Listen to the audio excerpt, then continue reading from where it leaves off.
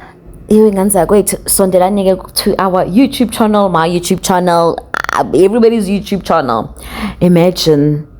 Just imagine, you make an appointment in Taking, you bring your mom, you travel hours and hours to a foreign country, you faka amazinyo amasha amavinis or Venice or Venice phela thina sinayimali wenza sazi kodwa uyothenga uthothola amazinyo into emhlophe qha uthi nje mosathi yawapost amazinyo yakho uthi you're gonna get sick of me. South Africans when they come back, oh avela to South African, no,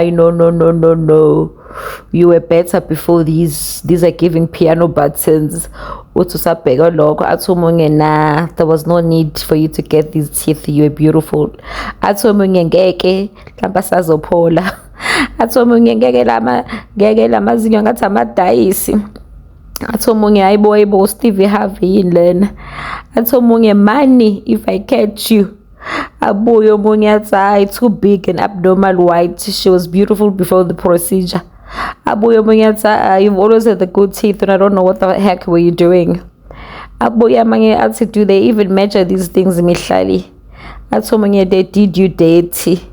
Omunye nah, there was nothing wrong with yours before. Omunye no sissy, these teeth are not giving. Aibo guys, omunye your real teeth were okay. You are giving Stevie Harvey teeth. Ngati mask. Ngeke kanti lapha etheke bamfaka size 1 fits all yini. Ngeke. Those things will only works on clothes, not on teething. Ngathi ama caps lock. Not having money saves me from a lot of things. Ngeke ngathi endamines guys ngagcina endamines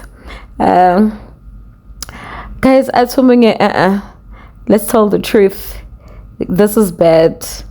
They are too big ngathi they harvest them from amash. Wow,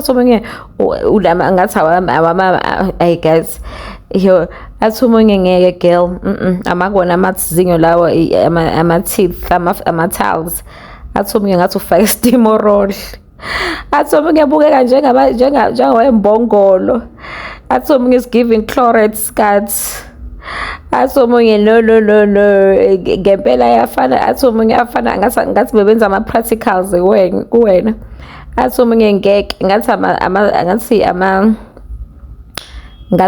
amabhonki.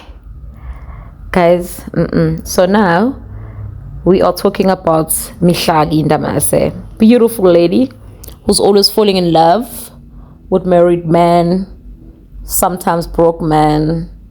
So when Mihlali is just not, but she's just insecure. So Mihlali Ndamase went to Turkey to buy her teeth. But South Africans, that's all they could say to say, no girl, this thing is wrong, these teeth are bad, there was no need. Ngabe uhlalele South Africa nje namazinyo yakho oqala. Hayi mina shame ngaluma udokotela ngoba phela manje saseTurkey bengeke ngisabuya benzothi sidokotela fix.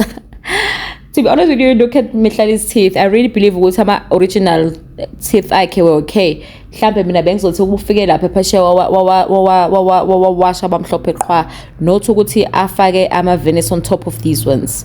Mhlambe ngabe ngcono because manje ngempela baze bathi amawakhe angcono, amawakhe they look better. So our Mihlali they giving angazi what, but if you look at the before pictures, she looks good. There was no need. Guys, look at the teeth and let me know what you think of Mihlali's teeth.